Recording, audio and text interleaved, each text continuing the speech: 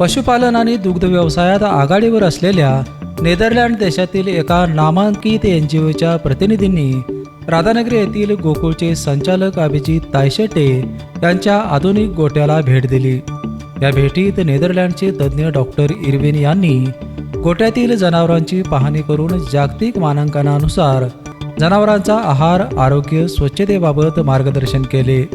अभिजित तायशेटे यांनी दुग्ध व्यवसायाला आधुनिक तंत्रज्ञान आणि जागतिक अनुभवाची जोड देणे काळाची गरज असल्याचे सांगितले।